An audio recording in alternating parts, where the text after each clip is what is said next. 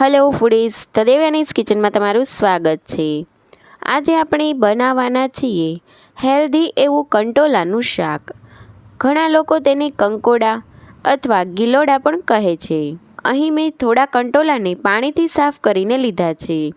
હવે આ કંટોલાને આપણે આ રીતે ચપ્પુની મદદથી કાપી લેવાના છે।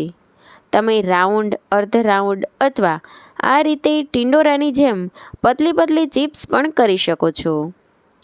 આ રીતે જો બીવાળા પાકેલા કંટોલા નીકળે તો તેને પણ હું કાપી રહી છું, કારણ કે મારા ઘરે બધાને બીજવાળા કંટોલાનું શાક પસંદ છે। જો તમારા ઘરે બીવાળા કંટોલા ન ખાતા હોય તો તેને સાઈડ પર કરી કૂણા કૂણા કંટોલા કાપી લેવાના। આ રીતે બધા જ કંટોલાને કાપીને તૈયાર કરી લઈશું।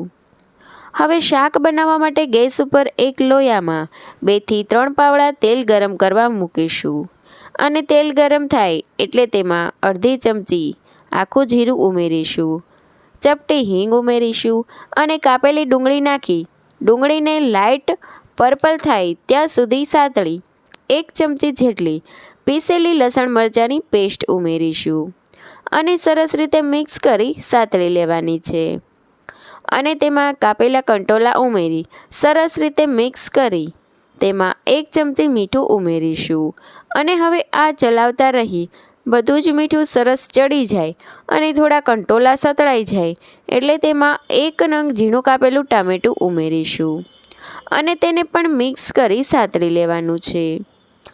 અને હવે તેમાં મસાલા કરી લઈએ તો સૌપ્રથમ 1 ચમચી લાલ મરચું પાવડર, અડધી ચમચી ધાણા જીરું પાવડર અને થોડી ખાંડ ઉમેરી બધું જ સરસ રીતે મિક્સ કરી સરસ ચડી જાય એટલે ગેસની ફ્લેમને બંધ કરી દઈશું। તો રેડી છે આપણું હેલ્ધી ટેસ્ટી એવું કંટોલાનું શાક।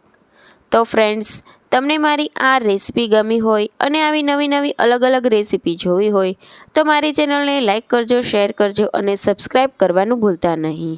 Thanks for watching.